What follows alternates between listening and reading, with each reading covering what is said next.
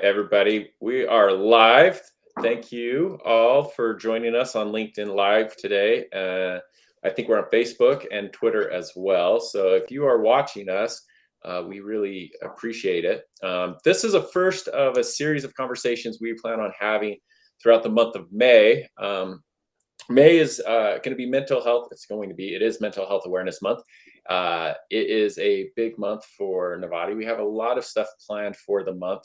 And part of that plan includes a series of key conversations on mental health. Today, we're going to kick this off with a conversation with Haeli Harris, the lead clinician with us at Nivati, and Joseph Draschil, who is the Chief Experience Officer and kind of over our product at Nivati. And we're going to have a good conversation about mental health, what it is that we are doing, why Mental Health Awareness Month is actually a thing and why it needs to be a thing and why it needs to be a part of a program that you do with your companies. The other half of this conversation is really going to be how to start the conversation within an organization. We at Nivati have had the opportunity to start the conversation with a number of different companies, and we've learned a thing or two and want to make sure that that gets out. And then what we'll do is go through and kind of lay out what the agenda is for the rest of the month, or starting with next week. So with that, Haeli, thank you for joining us today. Good morning to you. Good morning. And Joseph, thank you as well. And if I'm not mistaken, everybody has the ability to drop in comments in through LinkedIn or Facebook. And if you have questions or comments as they come in, don't be afraid to do that. Okay, with that, let's go ahead and get the conversation started. I think what we're going to do is start with some quick hit questions just to get a better understanding of both of you before we get into the meat of the conversation. So, first question of the day: do you prefer the mountains or the beach? Haeli, I'll start with you. Beach, 100%. All the time. Beach. I should live there. You should. Yeah. Right. You should live there. All right, Joseph. How about you? They're both incredible, and I resent you, David, for making me choose between them.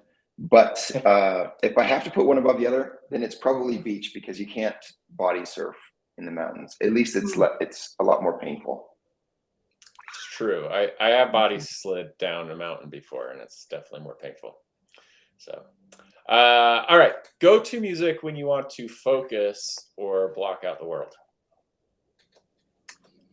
Hey, I'll take this one first. Speaking of mental health issues, one of the things that I have is ADHD, which means when I need to focus, it takes some intense. So most of the time, it's like no instrument, no music, no words, instrumental music. And then if I really, really, really need to focus, it's painful, but I just put on loud white noise in headphones. Okay.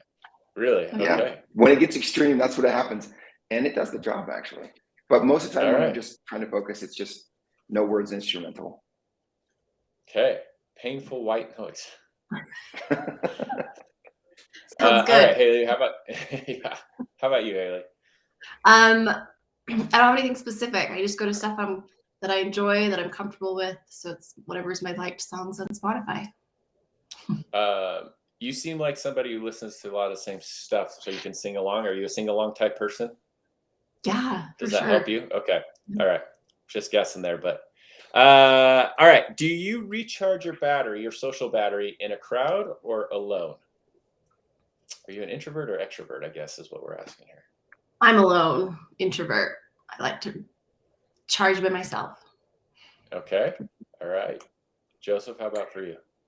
For me, I'm an extrovert, so I'm on the line too, but it's definitely good social interaction will recharge my battery and energize me. Although I imagine this is the case for many throughout the COVID pandemic of the past. There was a lot of time when I needed alone time to recharge too, which was new for me. The pandemic did that for some extroverts, so it was interesting to watch that happen. I think I'm much more comfortable alone than I was before the pandemic, I'd say. but I don't love it. All right. Do you have a good luck charm or a good luck superstition that you go to?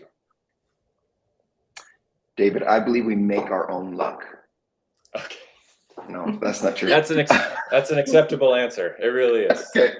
I wish I had a good luck charm. Okay.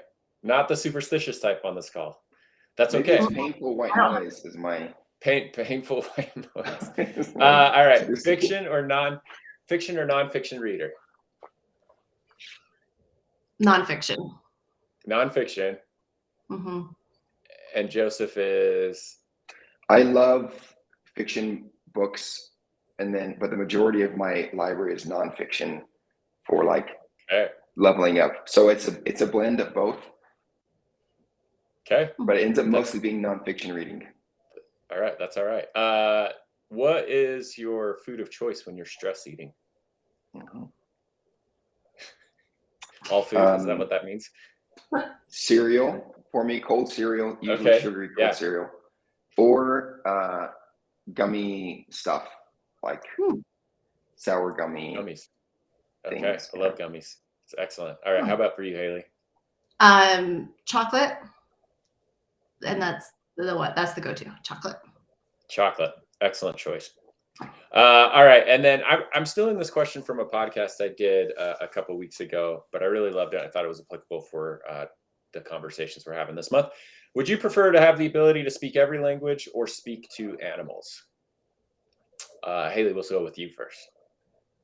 Oh no, that's tough. I want to say animals. I'd want to speak to animals. Okay. But it sounds silly. I don't know if I want to hear like what they're struggling with and going through because like a true counselor. Yes. I can only imagine. Like if you really think about what animals go through, it's really sad. That's a very solid. I never would have thought about that, but I love it. That's why we have you on this call. Okay. Only Joseph. a counselor, people. Yeah. That did not cross my mind. As an adult, I would say, like if I were thinking like an adult, I would say, of course, speak every language because then I can communicate and help bring everyone together, at least connect with everyone. But the child in me, which is much more dominant in my personality and psyche, definitely says speak to animals. Although if they start talking about lots of their issues and how, and that starts overwhelming me, then I'm going to start going and I'm going to avoid animals from then on out. I just don't know how to help them. I don't know how to help adults, Right. people. It could be a good field. All right, let's go ahead and start the conversation. So our goals with these conversations are really designed to be about 20 to 25 minutes at most. We don't want to take up too many people's time.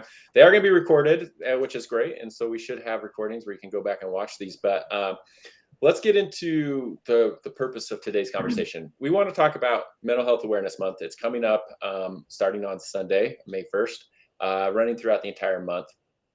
And I guess the question I have is obviously mental health has become, I think, more of a prevalent topic across society. So I think the pandemic really kind of exacerbated the whole situation with mental health and personal mental health. But Mental Health Awareness Month is not new. What is the purpose? Like, what's the driver, or how do people actually take advantage of Mental Health Awareness Month? I'll start with you, Haeli, on this, since you have more background in this scene. The Mental Health Awareness Month, like what is it that people can really get from this month? I would say 3 things are the big things for Mental Health Awareness Month. Of course, awareness, just putting it out there, making people aware. Education, so they can learn about mental health. And then reducing the stigma around mental health, because the more we talk about it, the more we learn about it, the more it reduces the stigma. Yeah. And so I know in a lot of conversations that you and I have had and some of the speaking engagements that you've done, the first thing that often comes out is people like to break down the stigma. Often it comes with a personal story. Like it comes with people actually sharing their story around mental health. So if you don't mind, maybe we can start out with kind of your own personal stories on mental health and kind of what brought you to the journey where now mental health is a big part of your everyday life. It's of who you are, as well as, you know, your job here with Nivati, and your career choice with Nivati. So do you guys mind sharing a little bit about your own personal mental health story? No, I'm good to go. Yeah. I'll start. All right, go for it. Mine began in my late 20s when I started struggling with my mental health a lot more, and come to find out I had a mental health disorder. And then I actually denied it for a while and avoided addressing it and avoided professionals for it. And I struggled and struggled, went through a lot until I finally decided it was time to get help. So I went, got some help, got my meds, and then I decided to go back to school to become a therapist. And I truly think, because I've gone through my own mental health journey and my issues, that it has helped me to be a better therapist, because I truly understand what people are going through when they're struggling with mental health. Right. I was having dinner with a lady on Monday night, actually.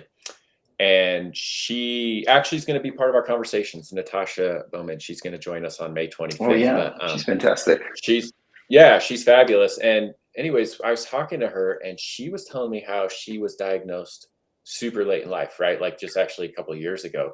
And I didn't realize, it was odd to me having to go on through so much life and not actually realize you had a diagnosable condition, let alone just a normal stressed out condition at times, right? But a lot of women, and Haeli, maybe you could speak to this a little bit, seems like a lot of women kind of either deny it or don't recognize it, but diagnoses seem to come a little bit later in life for women at times. Is that true, or is that just a misconception I have?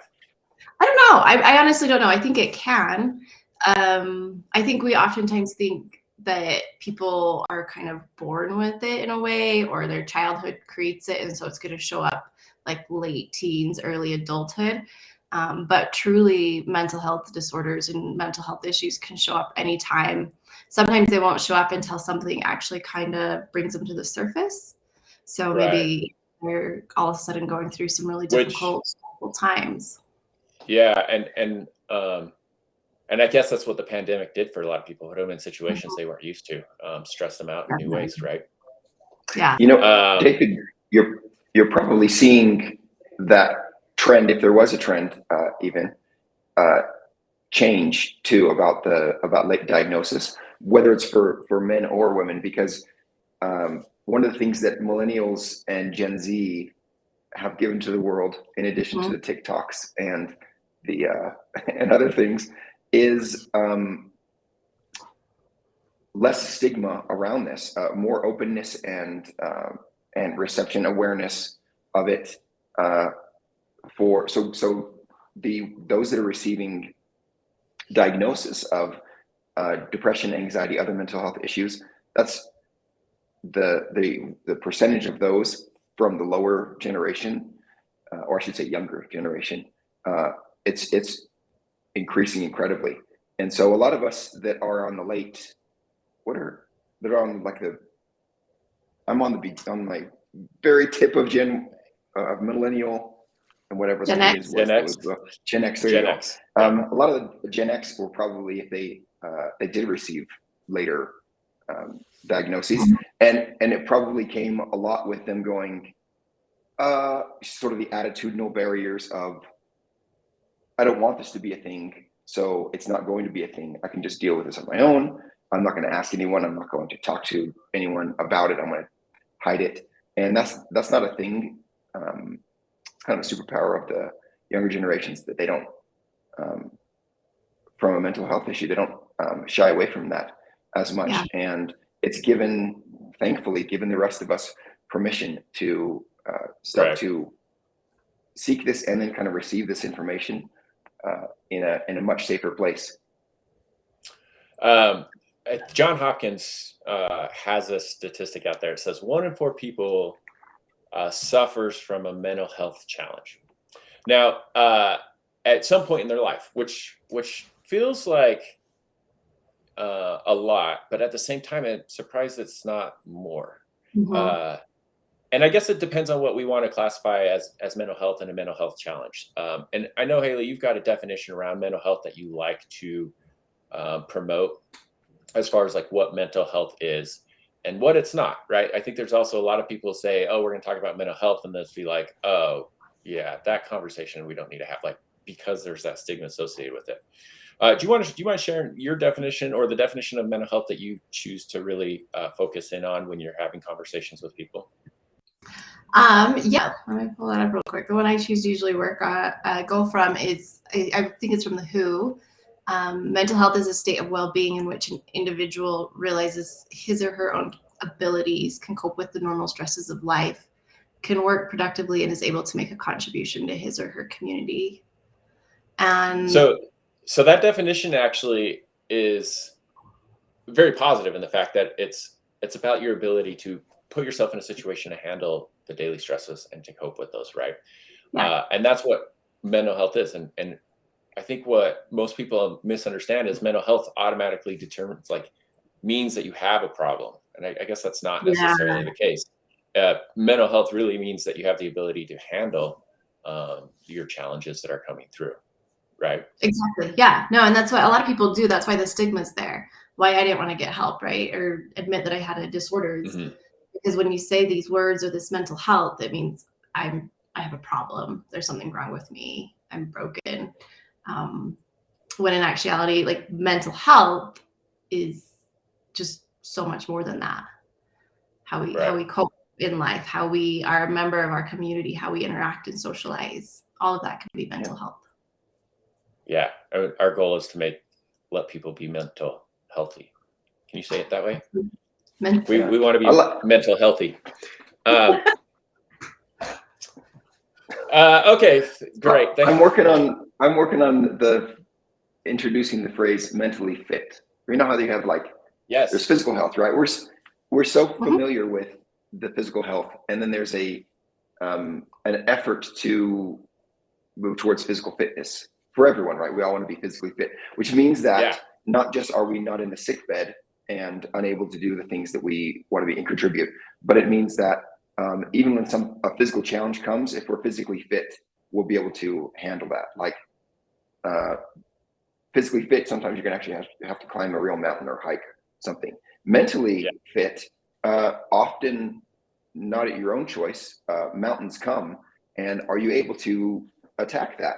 And I think the idea, as we move towards normalizing, destigmatizing mental health work on ourselves, then we'll be able to hopefully start moving towards as a community, as a world, as a people, a concept of, it's okay to be working on my mental health, my mental fitness, and I want to be doing this because even if I'm not struggling right now, the WHO says 46% of Americans will meet the diagnosable criteria of a mental health condition sometime in their life. Whether or not they get diagnosed for it, you're going to have it if you haven't already. Statistics are the case. And even if you don't have the diagnosable, that doesn't mean you're not dealing with depression below a clinical disorder, right? So I think that's kind of an important point to be shooting for, is even if we're not struggling right now, other people we love are struggling, period. No questions about it.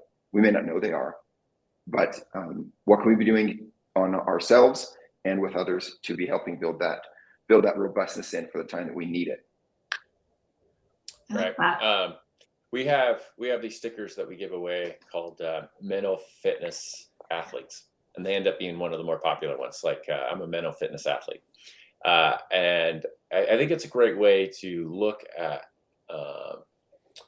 what you are doing to help prepare your mind for when these situations come up, just like we prepare our bodies for physical exertion.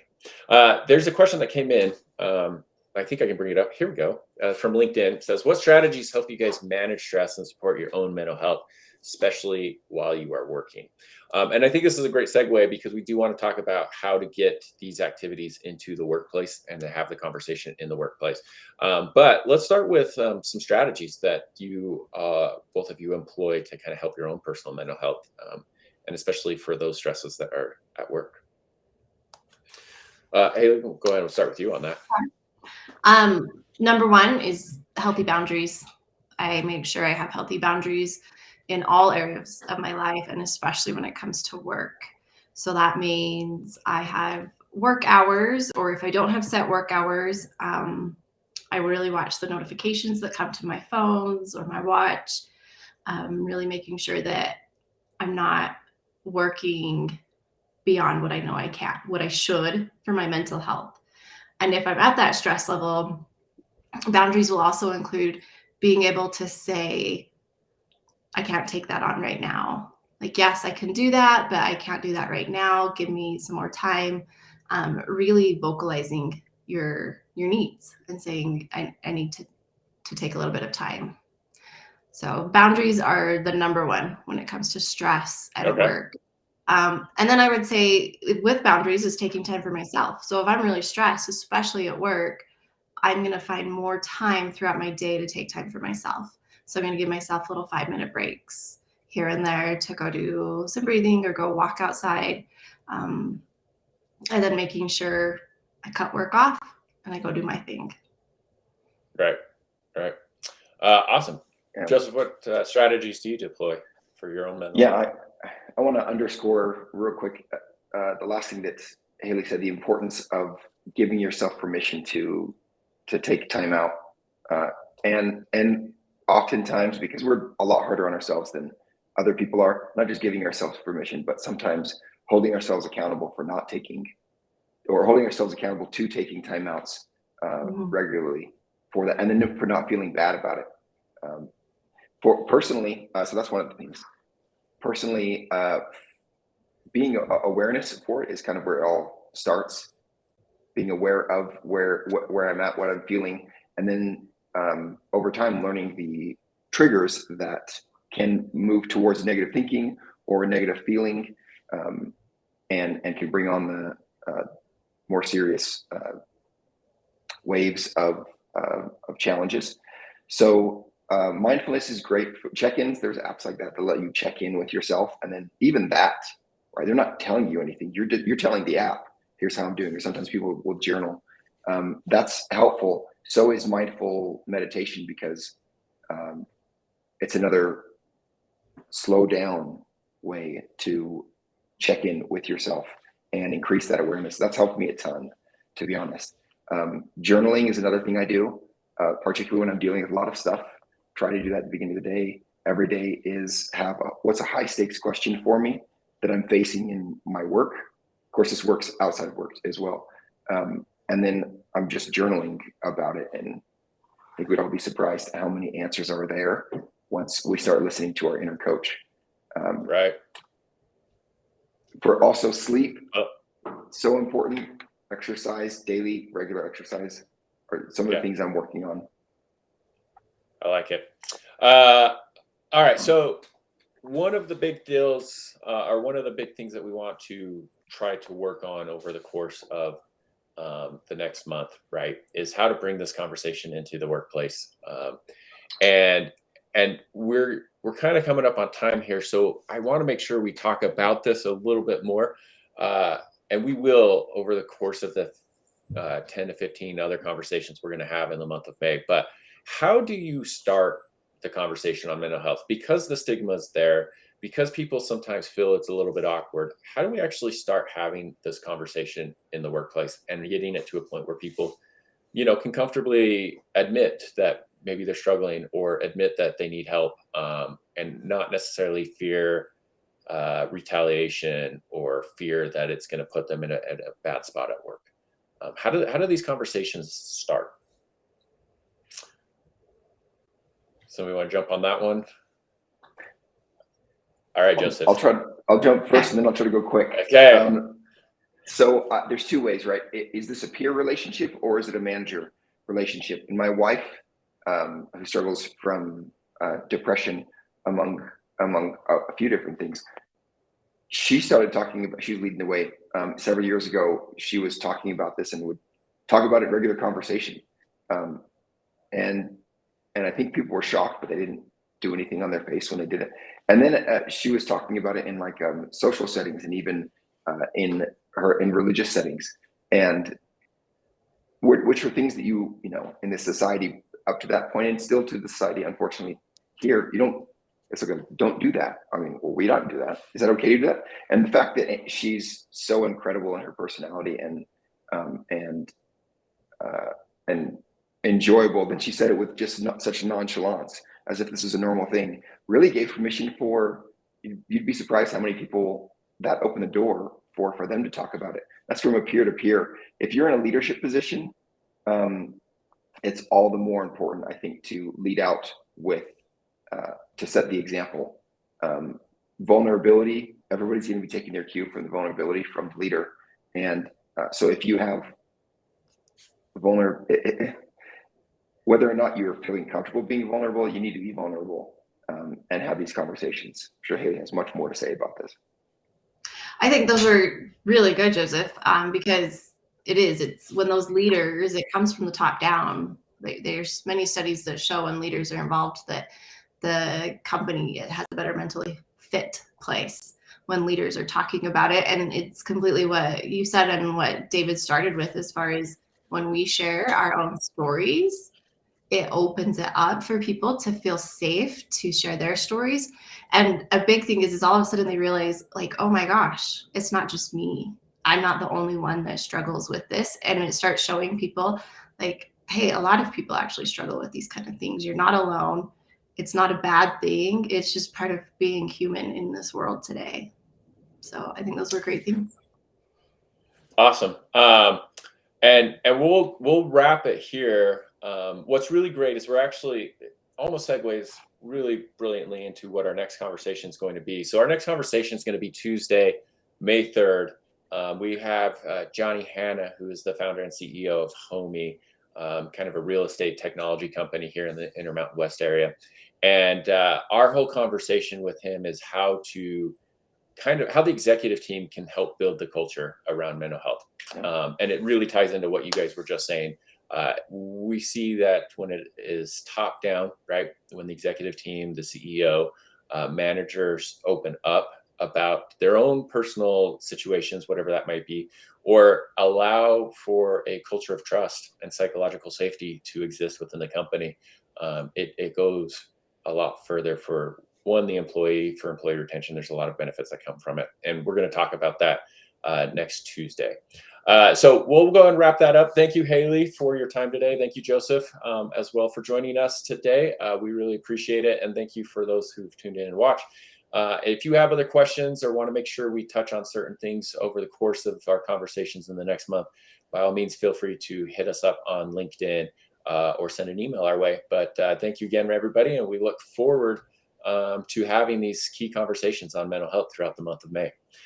Feel free to use the hashtag Prioritize Mental Health and Mental Health Awareness Month to promote your conversations on mental health in the month of May. Thank you all. Have a great day. Thanks.